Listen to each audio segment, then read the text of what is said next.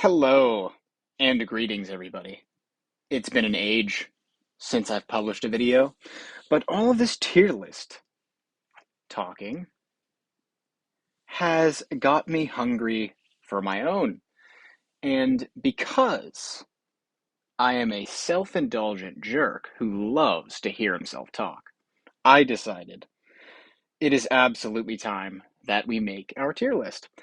Now, our tier list is not going to be categorized by damage dealers. It is not going to be categorized by any particular roles. I'm just going to be going by my pure vibes, and you're going to like it, or you're not going to like it, but you're going to have to deal with it anyway. And without any further ado, let me break down what our tier list is about, and then we'll get started.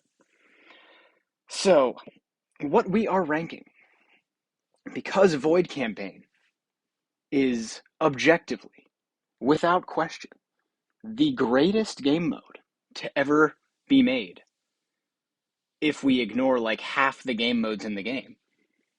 That is absolutely the game mode that we are going to be focusing on today. And so, our tiers are from worst to best, irrelevant. These are heroes that we will never need to build on an account with the desire to push Void Campaign whatsoever. Uphill battle. This is, you can build them if you want. You will have a hard time making them work. Functional. They will get the job done. They can be included in the Void Campaign team, and they will be A-okay. They'll get some work done. They're not going to be the best at it, but they will do it. Specialist. These are a special flavor of heroes who, for the vast majority of stages, they are not going to be helpful whatsoever. You would not include them as the damage dealer nor any support. However, there are one or more stages where they are invaluable and become extremely helpful. This is basically the honorable mention stage where we say these heroes you probably don't need at all, except for in a few cases where you absolutely need them or you're going to be in for a bad time. Mandatory, these are the best of the best, the creme de la creme, if you will. The heroes that you will want to build all of or one of a grouping. This is where the different categorizations would come into play, like multiple damage dealers are going to feature here. You don't need multiple of them, but you would absolutely need one of them, and many supports are going to live there. You're going to want many of those. And the Degenerate, we have one particular hero who is going to be going on there because the game should have been dead when this hero was released, because they absolutely just destroyed everything about the game. Wrecked it, destroyed it, and now the game is much less fun for everybody who decides to play it. And so, with that preamble concluded, enjoy my soapbox, which may last for a presently unknown amount of time, because this is unscripted. I'm going straight off the dome because I felt like talking today. And so here we go. Let us, because I set the bounds first. I like to set the boundaries. So we're going to place one hero in the irrelevant tier. I think a hero that no account wanting to push a Void Campaign is going to want to make. And in fact, I'm of the opinion that making them is just kind of placing a speed bump directly in your way, just delaying your progress by one whole Transcendence hero. And that is going to be Norton Heg. I'm very sorry. However, he's not going to do great damage. He stuns like mad, which means basically the Valk stages, which are the most problematic ones, he's just going to make them more difficult without offering you much more offensive power. So unfortunately, he's just not very helpful. If he were deleted from the game, not a single person's Void Campaign progress would be harmed. I do not believe so. That's where he goes. He goes in the irrelevant tier. And by the way, this is for endgame. Endgame. We assume you have Nirvana access on all of these, or at least Nirvana access on an entire team. So I'm not ranking them by their I only have 5 Transcendence heroes on my account perspective. This is endgame. you have all of these on your account, or the ability to have them anyway. And the other boundary that we have is, of course, Therapist of Blood Betty. We used to be able to have fun with a ton of different Void campaign stages, and since I think it was September 2023, we can't do that anymore, sadly, because DH decided to release a hero that can just make 95% of the possible waves that they could concoct entirely irrelevant. So, unless they introduce a round limit into Void Campaign or something to that effect, TBB is just going to trivialize the vast majority of the stages. It might as well be 6 puppets. It might as well just be 1 puppet. They might as well not exist, because only waves that have passive damage, once you have a TBB online, are going to pose any manner of threat to you. And so TBB is the anti-fun hero, unfortunately, when it comes to the game as a whole. Not fun at all. Never should have been released. And that's enough about TBB, because I need to get this hero's name out of my mouth. Next, we of course have to go with my favorite. We're going to go with Star Swordsman Mockman next. And he has an interesting position here. He does extremely well. I would have held him in the upper echelon of damage dealers. Truly, I would have. Until 1147 came along. And for those of you who do not know, that is 2 Valks, 2 Cthugas. And the issue with SSM there is these frontline Cthugas, they are best dealt with a support SSM in the front line, because he stacks on a hefty attack debuff, 35%, when sublimed at T2. And the issue with this is that SSM cannot use himself as a support hero at the same time, and due to the presence of the Valkyries, you kind of have a bit of an issue when you're using SSM as your main carry, because you want him to nuke on one end, and you want him to support and debuff on the other, and this is not something that he himself is able to accomplish right now. And until we get some sort of other way to deal with this, I'm going to make myself clear, there's only one stage like this in Void Campaign. I've cleared all the way through Chapter 12. I'm done. 18th on iOS to do so. It's the only way where that exists. But the very idea that such a wave can exist, that an entire flavor of Void Campaign stage can exist, in which SSM will just have a harder time than every other meta damage dealer, it kind of turns me off from him a little bit, so I'm inclined to put him into functional, because he's not a specialist. Which, it looks bad. It doesn't look very good having him down there below. But yeah, he has an issue that other damage dealers do not. Or at least, you forget this is my tier list, and I can break the rules whenever I want. This is where he would go if I weren't going to metagame you and lie, because he's absolutely going in the mandatory tier. Because guess what? All those main damage dealers who don't have that problem, guess who else is on the team? It's SSM in the front line. So guess what? He goes in the mandatory tier, because he can function, one, as an enormously strong damage dealer, and also as a hugely powerful debuffer. And because he has this, he goes in the mandatory tier, better than the vast majority of heroes. And if you take an issue with that, I could not care less. That's where he goes. This isn't a damage dealer tier list. If it were, he might go one down. It's just a hero tier list, and it's based on vibes and personal opinions, and is heavily biased. And so SSM goes in mandatory, and if you hate it, you can bite me, because I do not care. Now that I've freaked out a bit, we are going to go with the first hero I see, and that is Lord of Sparkles Yorm Thumb. And many of you may think he goes in the irrelevant tier, because nobody would ever want to build this guy. Or he might go in the uphill battle tier, which, to be fair, could be valid. I used him at one point. It's definitely an uphill battle, but it might be so uphill that it becomes irrelevant. However, when you see Augustin, that is where Yorm Tum comes out to play. Slap a Rui Scepter on him, give him some divine power so that he can actually do damage, and throw him in a team with 5 T5 heroes with 0 divine power at all. And if you have 2 Gustins, if you have 3, 4, 5, or 6, it does not matter. He will solo this wave until they put a Valkyrie in there. And at that point, you're kind of out of luck.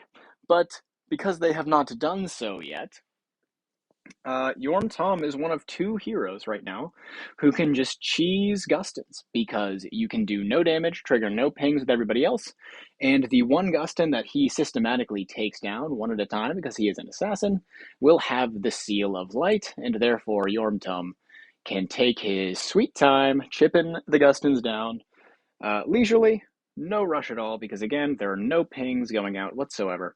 And he will solo Gustins, which are otherwise an extremely irritating stage for many, many damage dealers. So Yorm Tum goes in the specialist stage, because removing him would actually hurt many people's Void campaign progress once they have that strategy online. Next, we have, let's pick a functional hero, because I don't like any tiers looking empty right now.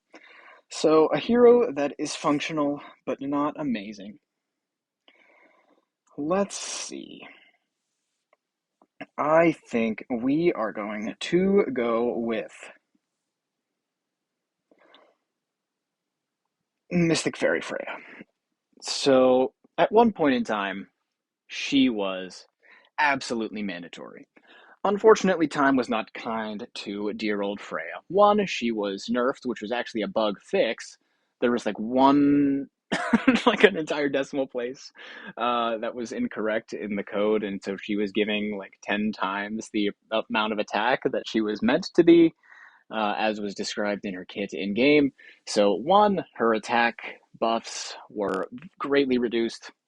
And now also she is just power crept by stronger heroes. She still does great, especially maybe early on against void bosses, against heroes that are going to be attacking anyway. She stacks crazy amounts of damage reduction. She gives you some control immunity. She'll give you some attack. She'll give you some precision. Unfortunately, though, these problem stages, she either is not the best at all, or the stages just don't exist very much in today's climate. So she's a bit of a relic of the past at that point. She's not bad. If you build her, you will still make some progress if you are, just building a new hero. But other heroes will definitely get you more progress. So she is a bit of a, as I said, a relic of the past, no longer super relevant. And now let's pick an uphill battle hero. And I think there is none other than Sir Asmodel the Dauntless here. And the reason he goes in uphill battle and not irrelevant is because there are strategies with Asmodel the Dauntless that can work. However, you have to kind of bite the bullet, admit that you will never be on the same level as the other ones, and just have fun. And to be honest, it looks a lot more fun than what the rest of us sweaty tryhards are doing up in Chapter 12. He can just ignore TBB. He can use the revenge strategy where basically he sits on the team, waits for his team to take damage and or die, and then he just smacks back, and he can nuke as well as the rest of them. Truly, truly he can. But the issue is that depends on using his actual kit, which cannot be used when you use TBB or crowd control strategies, which sadly right now just appear to be much more powerful for long-term progression. So Asmodel the Dauntless absolutely can work. You need to build a very specific team around him and use a very specific strategy that is just frankly weaker than the strategies we have access to now. But you can make progress, I promise. He is certainly functional. He can get it done. It'll be an uphill battle. It'll be a difficult time, but it can work. Truly, truly can. And with that, let us pick our next hero. And here he is. It's Star Alchemist Holmes Young, going straight to the mandatory tier. Nobody is probably shocked about this. The most potent attack buffs in a hero kit that we have right now at Nirvana, he gives 25% attack to the highest attack hero, for 2 rounds, and this triggers via his Destiny kit, Destiny skill 4. For those of you who are unacquainted, every time your team does an active skill, which energy feed and just active skill cycling, that's of course common for most teams as of now. And so he funnels huge amounts of attack to your main damage dealer, and in addition, he also has the hugely helpful attack reduction cycle, which again shares the same trigger condition, ally active skills. So he is a nigh mandatory build for waves in which you wish to spam attack reductions and just win a battle of attrition, taking -1s, making sure to never let the enemy team recover their true power, leave them weak, leave them tickling you, and they tickle you for quite some time because they have a lot of stats. And Stark Thumbs Young, magnificent support hero. Not to mention, he is a mage, so he benefits greatly from control precision and CI offset, which makes him a very strong candidate for holding the time plume Star Soul. So what that basically means is he will be very good at doving, and his doving ability will only be further realized once you hit plume level 25, when he can do mass dubs, up to 4 dubs in a single cast if you have Nova on the team, which is quite cool. Amazing hero. Oh my god, he's so good. He's one of my favorites. One of the mandatory builds of the end game. Every account should have a Star Alchemist Thumbs Young. Heroes that not every account should have, unfortunately, yeah. Yeah. So I'm very sorry.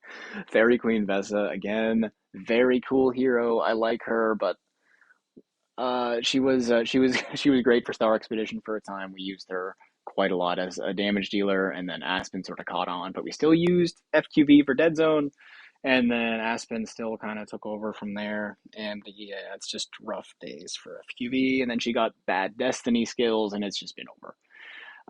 She can heal, which is great, but it doesn't help much because most of the problematic stages, which are going to be Valkyries and Gustins and what have you, they basically tap you once and send you straight to Unbending Will. So you just don't lose any HP for the most part. So sustaining isn't really a thing. You basically, now that I think about it, you don't really have HP bars. You have just HP nodes. And every time you get hit, you lose a node, regardless, because it's going to do practically infinite damage to you. So FQB, she's not going to be healing much, and whatever she does heal and give you the shields, it's just really not going to help out. So I'm very sorry. The strong healing really just, it's not helping. It's not helping at all. It would actually for a team using Asmodel the Dauntless. This has me getting excited because it's a cool meta team. Which focuses a little bit on sustain and taking hits. FQV actually could be a bit functional there. So perhaps that's worth looking into. Unfortunately, though, I have to put her into irrelevant because this is a Void campaign tier list, not a are they good in an Asmodel the Dauntless team specifically tier list. So unfortunately, FQV gone the way of the dodo a bit. I think everybody would be okay if FQV were wiped off the face of the planet right now, which it kind of hurts to say, but I mean, reality is harsh. Sorry. Let's see, who next? We are going to go with RFW, I think. Now, I will be the first to admit, as arrogant and confident and overblown as I might be with my statements, I will be the first to admit that I do not know Rosehart Fanatic Williams very well. I've never had the opportunity or the displeasure, really, to use him on my own account and use him for a prolonged period of time. So I don't know him nearly as well as I know lots of these heroes that I've had the opportunity to use. What I do know is that the outcomes speak for themselves. He has far and away, and the margin seems to increase as time goes on, the lowest attack stat clears of Void campaign. Just full stop. He nukes the hardest. You need a few problematic heroes off the map. RFW will do it for you. He will not have an easy time of it because he is very RNG dependent, and every time I watch him work on somebody else's account, I want to have I have a conniption a little bit because there's so many different moving pieces that you need to get to align with energy and silencing the right heroes and not all the heroes and blah blah blah blah blah. Extremely annoying, but I respect him and I respect everybody who uses him. Stronger damage dealer than probably everybody on here as far as damage dealing goes. RFW, I loathe to admit it because I love SSM. RFW just kind of outclasses. Sorry, RFW Mogs, basically, as far as attack stats go. He's just the GOAT right now. So congrats to him. Good job. Moving on. We can just go with IEA. Now remember, this is not a PvP tier list. If it were, she would find herself up there with TVB in the Degenerate tier list. But right now, she's just going in the Mandatory. Not because she is spectacular, but because she is right on par, nestled in with the other meta damage dealers. I think I have proven that for myself, as well as other people have done so as well. Clearing Void campaign with comparable attack stats, not nearly as frustrating to use for those of you who hate RNG. She does great, and also, early on before you have her Nirvana, which again, I know I said this was a Nirvana tier list, but is what it is. Too bad. She can be a semi-functional support if you want her on the account just to be a little baby. T5. She can provide some damage assistance. I used her for a non-zero amount of time to support SSM's nuking capabilities. It works nowhere near the best in that particular role, but she can do it. She can do it for sure. Next, we have let's go with I didn't want to go with DTV right now because I basically would just be saying the exact same thing. We're going to go with DTV, actually. Sorry. Yeah, he's just as good. I believe right now he has the second lowest attack stat clears of Chapter 12. Again, this is a hero that I have not been able to use myself on my account. I've just never, the circumstances have not aligned such that I get to give this guy a good test drive. But again, the outcomes kind of speak for themselves. People are reliably doing low attack stat clears of Void campaign, so I would put him just as far as only considering attack stat and distance cleared, probably right after RFW. RFW still beats him, I think. Sorry, these are two heroes I haven't used very much, so I don't know, but this is my tier list, so rage about it in the comments if I'm wrong. Although I'm never wrong. He's still very good. In the mandatory tier with the other main damage dealers, he be one of them. All right. HHA, how fitting, clustered in the uphill battle or irrelevant tier. Funnily enough, much like with FQV, he actually would be able to shine a bit in this just sounds like a lot of fun, actually. Putting HHA in the Asmodel the Dauntless team, it just sounds like a good time. Just building a team that is designed to just take hit after hit after hit. Asmodel the Dauntless, his masochistic self, just watching all of his friends get absolutely destroyed, or maybe that makes him a sadist, actually, because he himself doesn't want to die. But yeah, it sounds like it's a very good time, and it's very functional. It's, again, it'll be outclassed by anything using the CC and nuke approach, but it can work. It won't get you as far for the same stats and same account size, but it can definitely work. Very fun. I'm an HHA Glazer still, unfortunately. The plague has not yet been cured, if it is something that is to be cured. I still do love HHA. He's one of my favorites, but right now, not many accounts probably would be very harmed. He's very helpful early on against Void bosses when you don't have attack reduction strategies online. He can definitely help with sustain, one of the strongest sustain heroes in the game. He himself gets a lot of defensive buffs, and giving your team all damage reduction and shields is great. Probably wouldn't be out of place on an Aspen of the Dauntless based team. So if somebody's doing that right now, that would be very fun, very cool in my opinion. I'd love to see it. But yeah, right now it's just not as good. So yeah, sorry. Next, we have, as much as I would love to put Geester in Specialist, because he does have a core that can do lots of damage, it's true. Sorry, I can't. He's just not. It's not even optimal when you do use his core, because he could just be somebody else who has a decent core and also has a good rest of their kit, which MFG does not have a good rest of his kit. He has a good core, and that's about it. And unfortunately, I can't put him in functional either because, well, he's not. It's a very uphill battle style hero. His Destiny kit, it is almost on the tier of Star Alchemist Helm's Young, except its trigger condition is basic attacks. So you need to, one, lose energy feed on the team in which he is planted, which goes against what he wants to do because he can't really pop off until he gets 3 active skills placed. And if you're staggering actives, well, that's 6 rounds down the drain where he's hitting like a wet noodle, which is obviously not good for him. And it's very hard because against Valks, you don't live 6 rounds, you don't live 5, you don't live 4, you don't even live 3 half the time. So MFG, he himself as a damage dealer can't really work. And let's suppose, for example, that he did not have that issue. Let's just say he starts off with his full kit right off the gate. Well, he still sucks because a lot of his kit scales with dots. I know a lot of his kit scales with crit as well. I've used them. I'm not a complete MFG novice.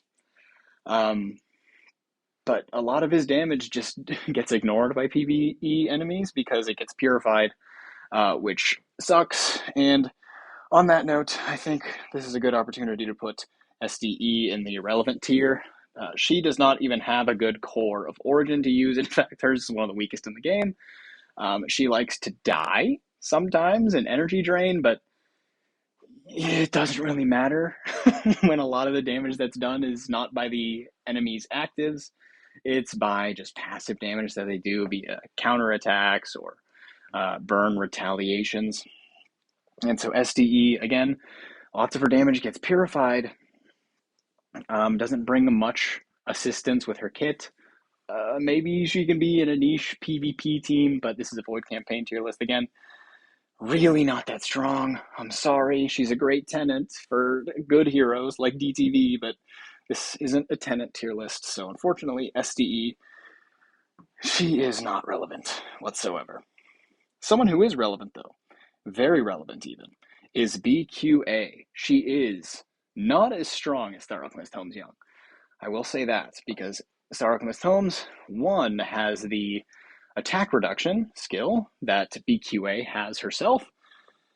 However, she does not have the attack buffing capability that Star Alchemist Helm's has. And so Star Alchemist Helm's is just flatly better, but BQA still keeps up because the vast majority of the Destiny's kit importance is managing attack debuffs on teams such as those containing SQH or Chaos Bound Spirit Gaggy. She's very strong for this. She has a Petrify that can help and is silly. And something else that's cool is you kind of want both Star Alchemist Helm's Young and BQA. One, because having 2 Destiny skills that spam attack debuffs makes it a lot safer for you, but also because of their targeting. Star Alchemist Helm's active ignores the front line and hits only the back line and hits everybody in the back line, whereas BQA's active skill hits the slot 1. So if the problem hero lies in the back line, well, maybe you don't want to use Star Alchemist Helm's, maybe you want to use BQA. If the problem hero is in the front line, maybe you want to use Star Alchemist Helm's and BQA later.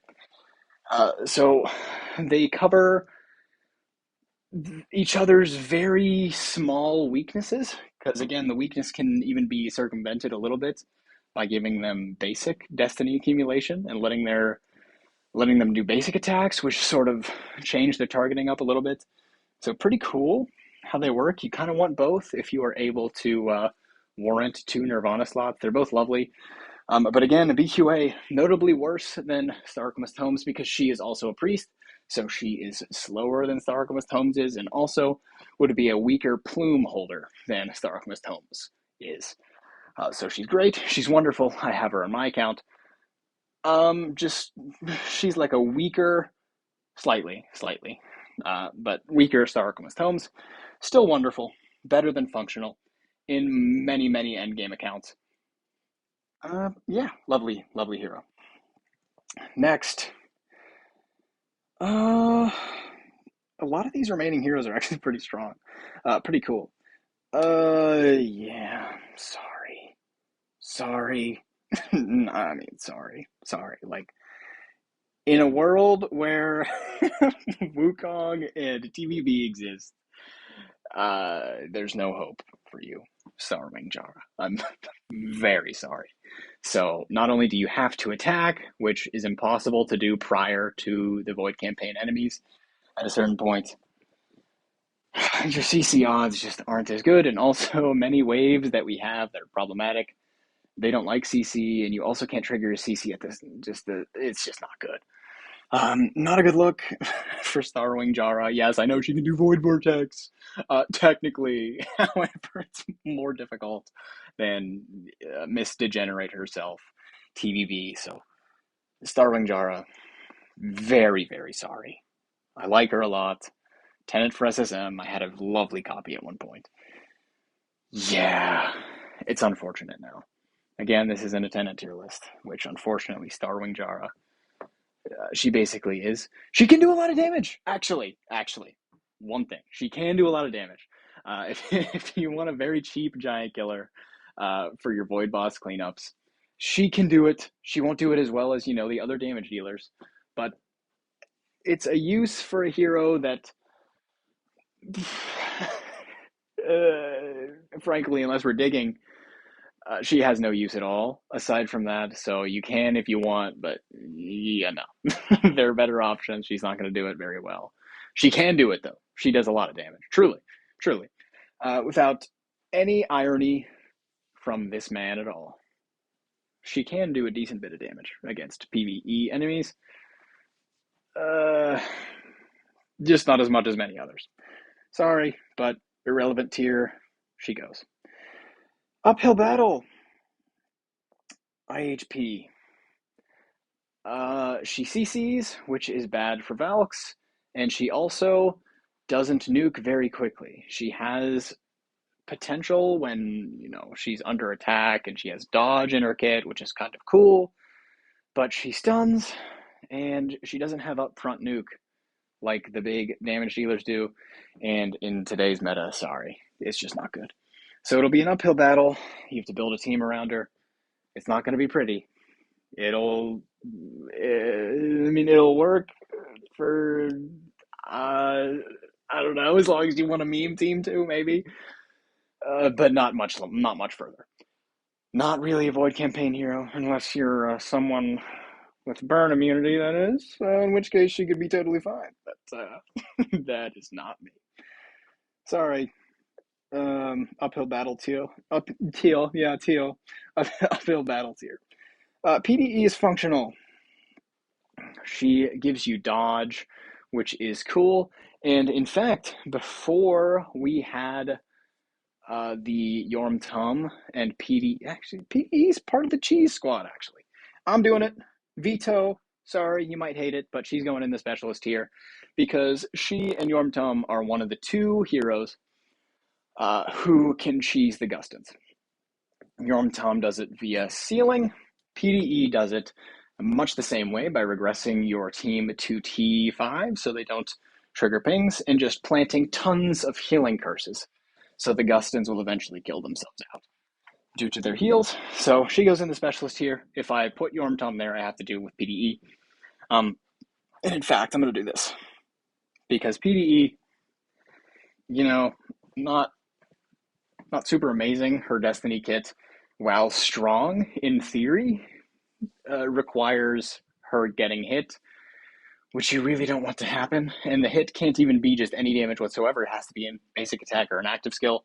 So kind of rough. But before we knew about the cheese strats, she would go in slot 1. She would have the Destiny skill that accumulates, her layers upon taking hits, and then she would trigger her kit, which is very strong and help us nuke it away.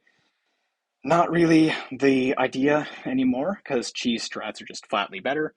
But specialist here, I think she goes. She's very cool, stronger than Yormtum in most cases, because, she also offers dodge.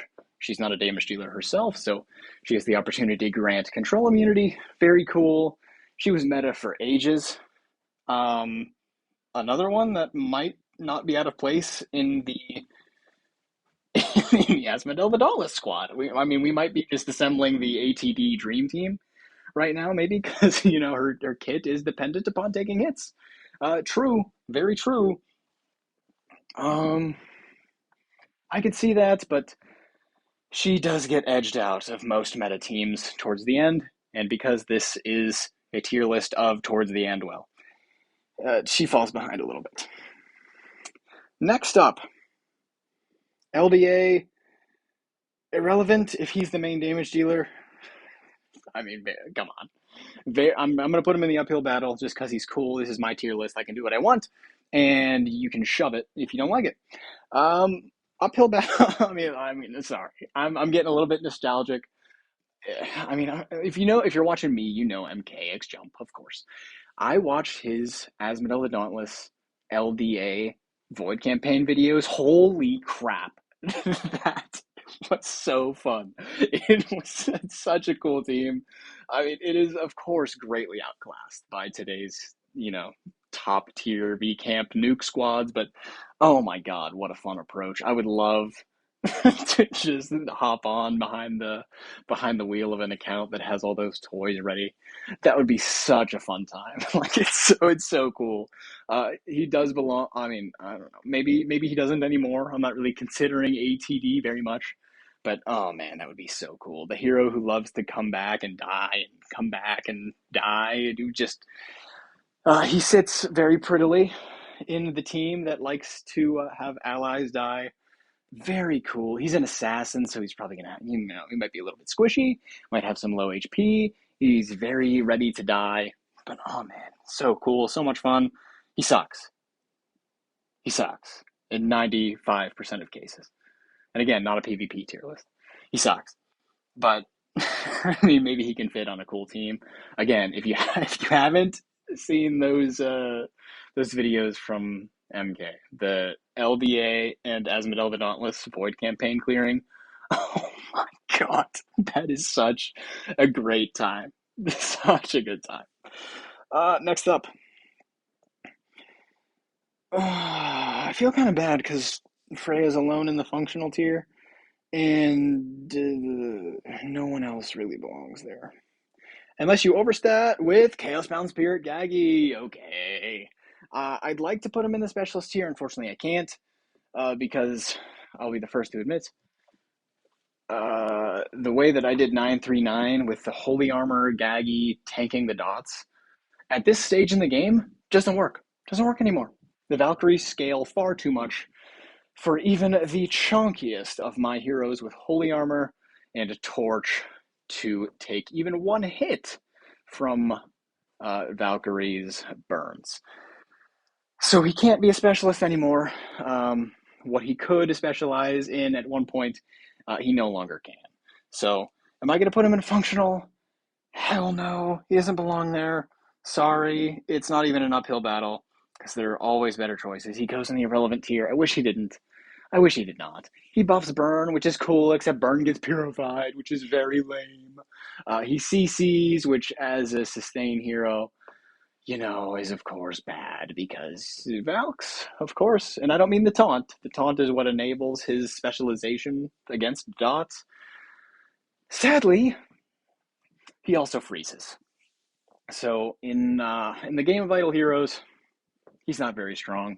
He could be very strong in a different game that's not Idle Heroes that doesn't have the TBB problem, but yeah, fate was not kind to poor Gaggy. LFA, if I mean, he's functional. Sorry. Yep. If you like LFA, too bad. He's functional. He's no better than that. Every damage dealer in the mandatory tier mogs the crap out of him. He's not very good. He's good against bosses and not much else. And yeah, that's how I feel about Lord of Fear Aspen. Now, I hear you crying. William, the best at bosses. You love void bosses. It's one of the best modes in the game. You're correct. He is great at void bosses. However, so is Doppelganger Natalia. And, unlike LFA, DGN is also a very helpful hero when not dealing damage against bosses.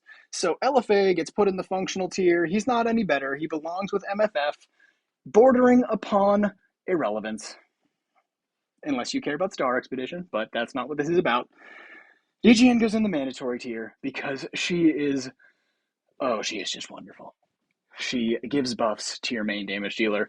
She transfers debuffs, helping Star Alchemist Holmes and the BQA keep the enemy team at 0 attack so that they cannot touch you. She herself is an immaculate damage dealer against void bosses. She does great, and she doesn't suffer the minion problem. So she herself can take out a few minions. LFA, well, he struggles to, and it's just kind of rough. So LFA, sorry, he can work. I mean, he was my main. He was my main squeeze. I think he's one of the coolest in the game. Of course, still, he was my first giant killer. He was awesome. He was my first Transcendence hero. He was awesome. And then I realized he's not very good. Sorry, he just ain't. Wukong. He is the hero that TVB should have been. No capacity for infinite CC. He gets one start of round CC, and then he has to attack to trigger the other ones, which is good. So he himself, yeah, I mean, he would probably be the best support hero in the game, I might say, if TVB were not there. But she is, and the game was designed around the TVB problem at one point. And so Wukong, and again, these aren't arranged within the tier except for specialist, because again, it's my tier list and I do what I want. Wukong, he's amazing. Start of round CC, immensely helpful, and he also has a great kit to boot to help your main damage dealer do that job a little bit better. Deal more damage. Who doesn't like a little more damage? He gives holy damage. He removes damage reduction from the opponents. He's great. He's wonderful.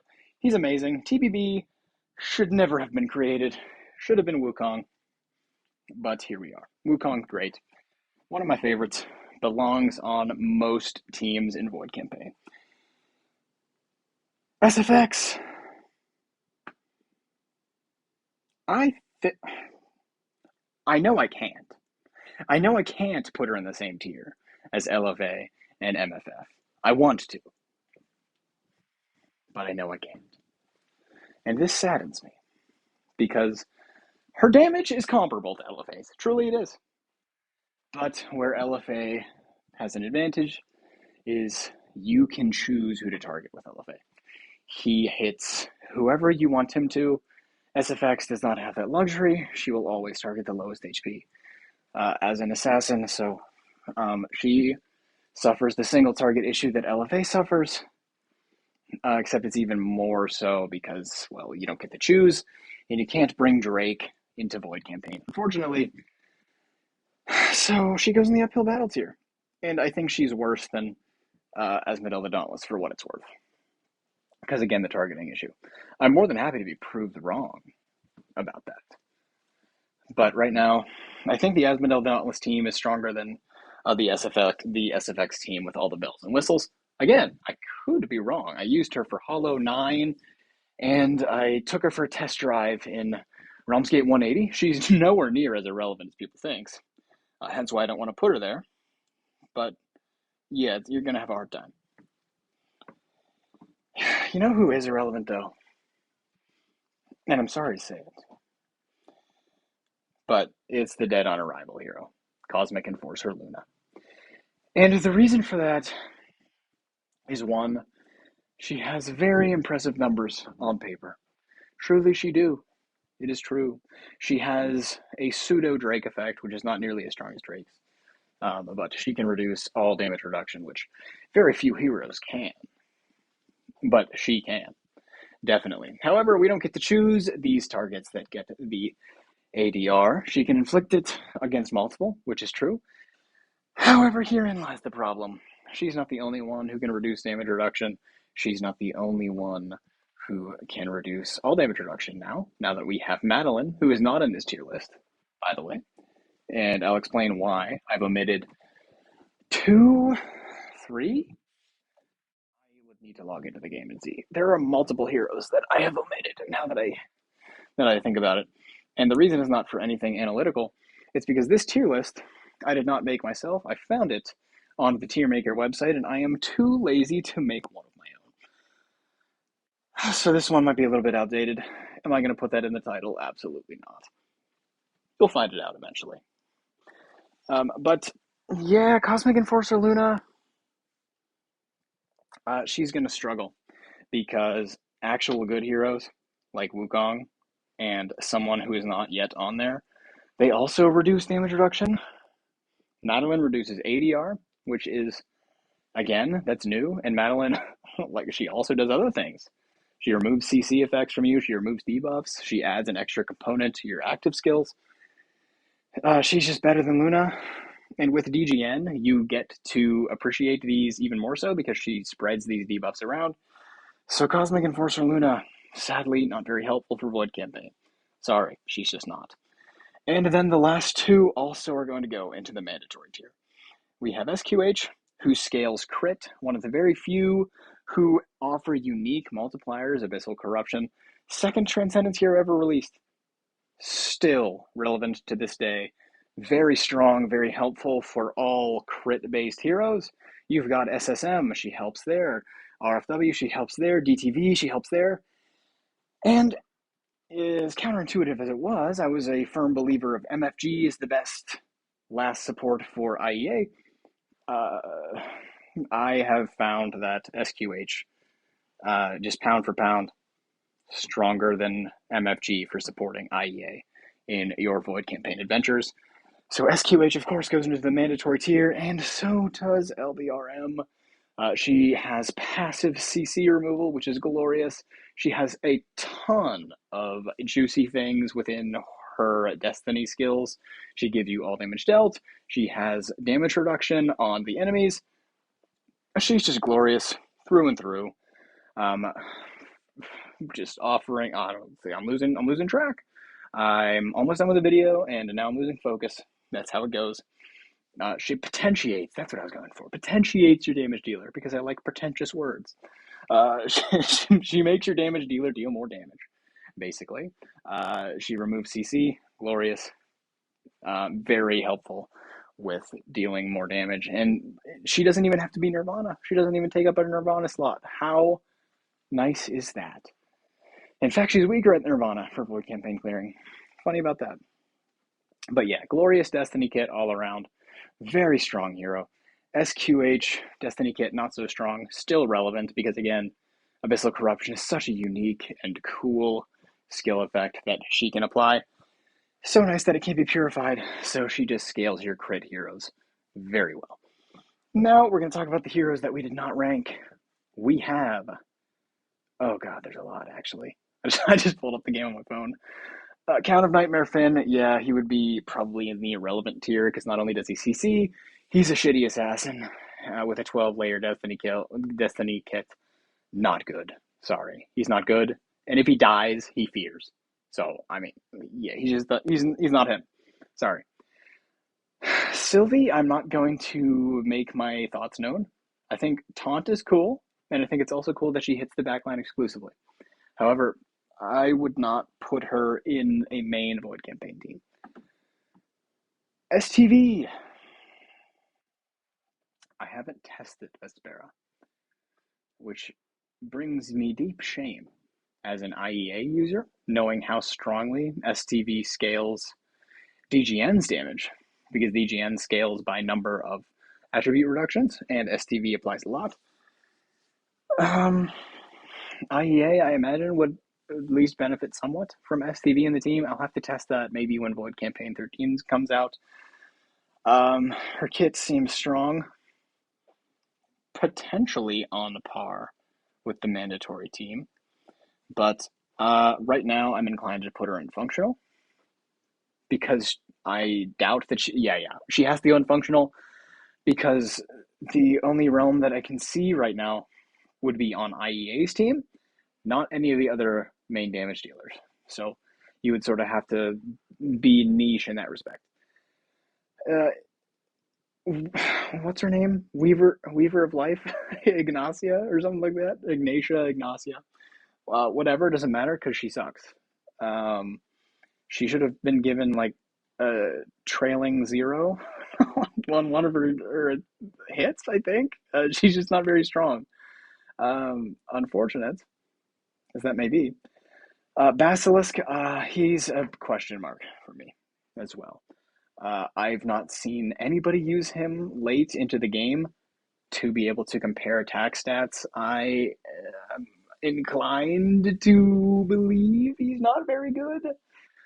I know there are others who would disagree, and those others who would disagree, they use him. They do, so they probably know better than I do. But my intuition tells me he is not as strong as the others. And then we have Madeline. Strong for void bosses, absolutely. All damage reduction, very strong. In theory, if the enemies actually have all damage reduction, which right now, I don't know how much they have, or if they have it at all. Maybe it's worth testing, but also she stuns. If she didn't stun, I might be more inclined to put her, in that mandatory list, the mandatory section. But she makes it more difficult to fight Valks, which hurts a little bit. So yeah, right now I don't know where she goes, frankly. If you have tons of ADR and we have no way to reduce ADR aside from Madeline, well, you're kind of forced to build her at that point. Then she goes in the mandatory tier. But as of right now, I don't know if that's the case. I don't believe it to be. I could be wrong. I could have just misused her and seen others misuse her. Maybe I'll try again in chapter 13. But right now, I'm not super impressed. For Void Campaign. She's very strong elsewhere. But for Void Campaign, yeah, it's just not for me. And so this is our tier list. Lots of heroes in the mandatory one. Again, pick a damage dealer. Don't use multiple unless you are using SSM as a support, playing a supporting role to another strong damage dealer. The specialists, PDE, and Yormtum, you'll want them for very specific occasions and not much aside from those. Functional, they can work if they must, but they have either been power crept or have never been strong from the beginning. Uphill battle, these are very niche heroes who are able to function with proper teams built around them, and they will only function as far as, meme teams will go. ATD, I think, is the best of those, frankly. He can work. He can hit very hard. Truly, he can. But you need to get hit too, and that's kind of unattractive. And then the irrelevant, I can't really think of many scenarios, if any at all, where you would want these, even in the niche of niche teams, unless your goal is to be, I want to be using the worst possible team. and then it would be an all-star cast down there. We got Norton Egg, we got Mesa, we got Eos, Chara, Gaggy, and Cosmic Force and Luna, the worst possible Void Campaign team. Quite possibly. LDA would probably be in there, to be fair. But yeah, I mean, it's not very good. Not very good at all. But yeah, that's my list. I hope you enjoyed it. I sure enjoyed making it. I love talking about this stuff. I don't get to talk about it very often because I'm lazy. But I hope you enjoyed. I'm going to clickbait the hell out of this video. So if you clicked on it, I hope you enjoyed. And if you didn't, I don't know why you're even listening to this part. Probably because you wanted to skip to the end to see what the actual tier list looked like without listening to me talk. And that's cool too. Regardless, call me an idiot in the comments. Call me a genius in the comments. Call me both. Call me neither. You don't even have to comment at all if you don't want to. But that is it. Goodbye. I love you all.